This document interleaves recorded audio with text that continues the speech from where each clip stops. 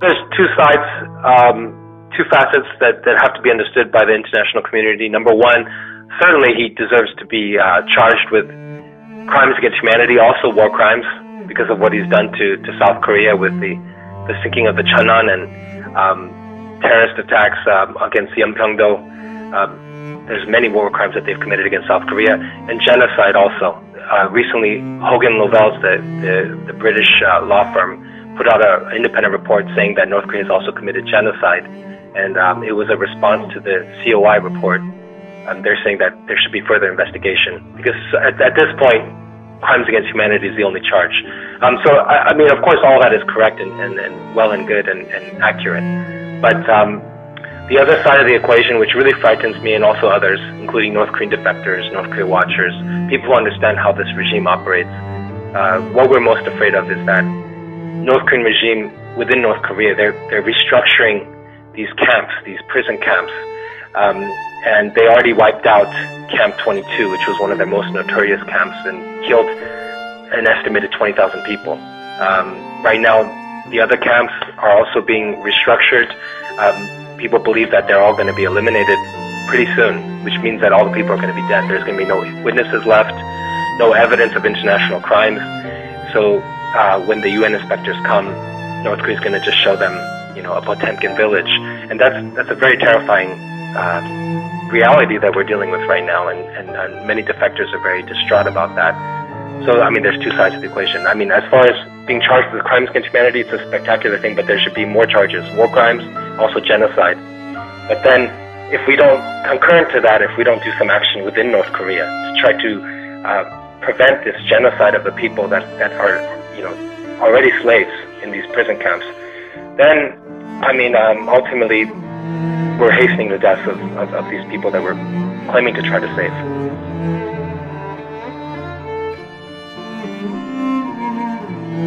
From the highest-ranking North Korean defector Hwang Jang-yeop to somebody such as An Myung-chul, who's a former guard in the North Korean prison camps, people understand very well that North Korea policy is to kill those in the prison camps when there seems to be some kind of threat of a potential invasion or war, threat of international scrutiny, actually, is what it means. People have long, since time immemorial, they've called North Korea's Achilles heel the human rights situation, which is most egregiously the human rights are being violated in the prison camps. So this is North Korea's secret, and it's come out through the COI report. They've interviewed hundreds of defectors, and right now, because of their camps, because of their prison camps, largely because of the prison camps, Kim Jong-un is being declared an international criminal.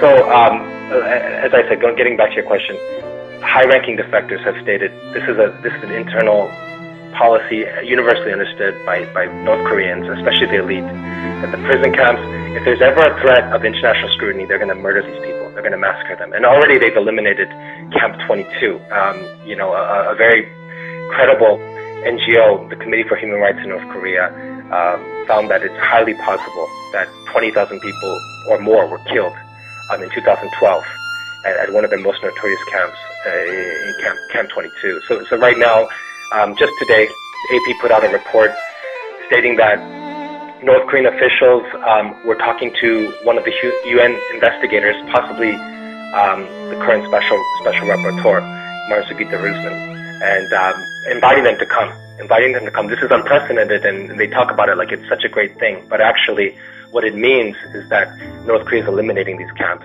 North Korea is restructuring the region, killing off the people, making sure that there's no evidence of atrocities. And after they're done with that, I mean, this is kind of a last-ditch effort. It's a desperate attempt to try to cover their tracks. But that's what they're going for right now, and it seems clear as day to me. And it's something very fearful. Yeah.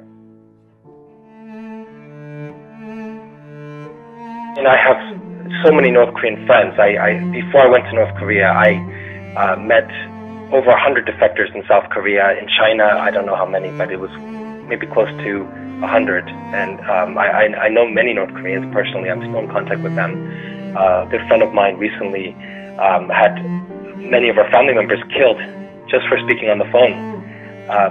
These kind of things are continuing all the time. North Korea continues to commit atrocities. The border area is even being monitored even more strictly than before. I heard from a North Korean friend that there are orders to kill anything that moves that's crossing the border, attempting to cross the river into China. Even a dog, just kill anything that moves is the order that the North Korean soldiers have received. And of course, statistics show that less people have defected since Kim Jong-un came to power. He is really strict, clamping down, killing people who are attempting to escape, persecuting, killing family members of those who have escaped. It's something that is very clear. So I mean, and as I said, in 2012, this camp was shut down. It was a report that was initially discovered by Radio Free Asia, and it was met with some skepticism from the Committee for Human Rights in North Korea.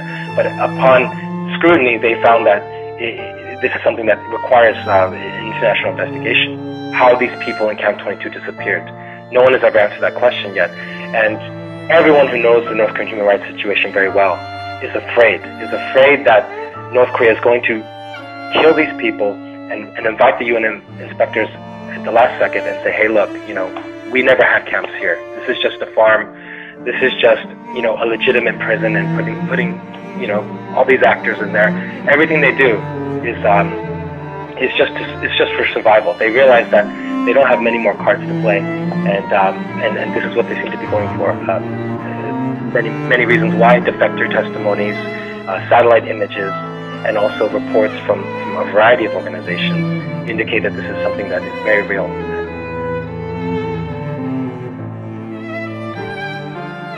Right now, at the UN, people are congratulating themselves for this achievement, and this unprecedented resolution referring North Korea to the ICC. It probably will be vetoed by China, but whatever the case may be, the people on the ground are suffering more than ever before. And unless there's some real practical action, efforts made by members of the international community to save these people on the ground,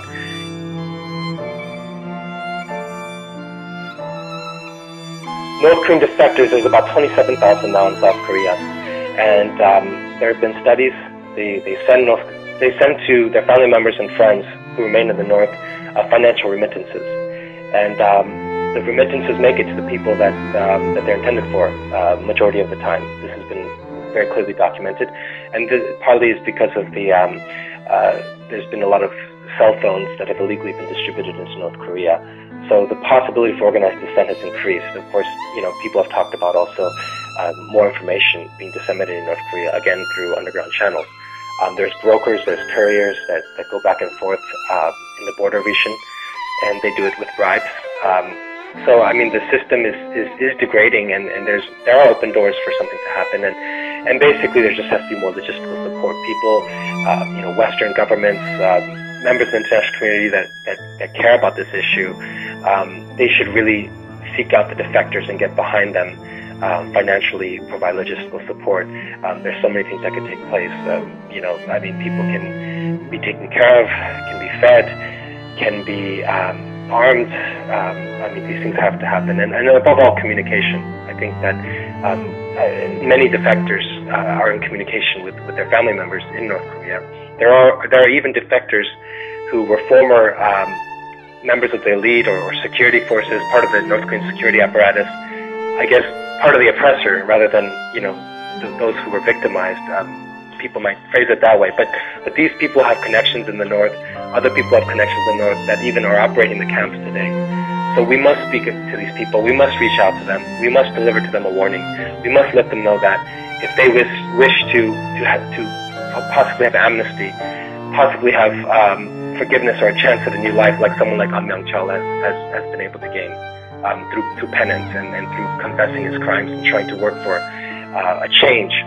That in exchange that they would make sure not to kill these people. They would make sure not to torture them. They would make sure to feed them. They would make sure to work with us, to cooperate with us, to make sure that these people would survive. I mean, if there is no systematic effort towards that end, of course there are other ideas that people may have, and that's just one of them. That's, I guess, the most wishful thinking of all is that through talking, through diplomacy, we could do something. I mean, but if not, then there has to be armed struggle. I mean, to try to save these people's lives, and it could be at any day when Kim Jong-un decides to kill them off. So pretty much, I really hope and I encourage and I just plead with those in the international community to get behind the North Korean defectors, to find the channels of communication to these people who are operating the camps, who are involved with these mass atrocities, and to deliver to them the warnings that are needed to communicate with them, to do whatever it takes.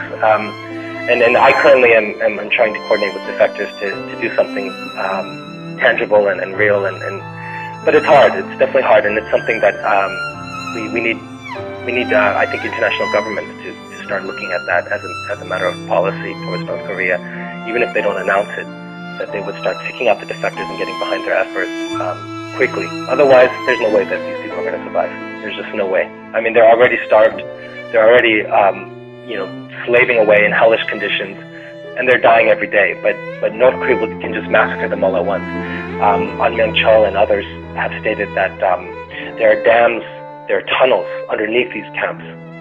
So what that's for is to eliminate these people as quickly as possible. There's also large artillery in each of these camps. Every single guard that is operating these camps is taught that in the event of some kind of threat, foreign threat of invasion, which basically means, international scrutiny.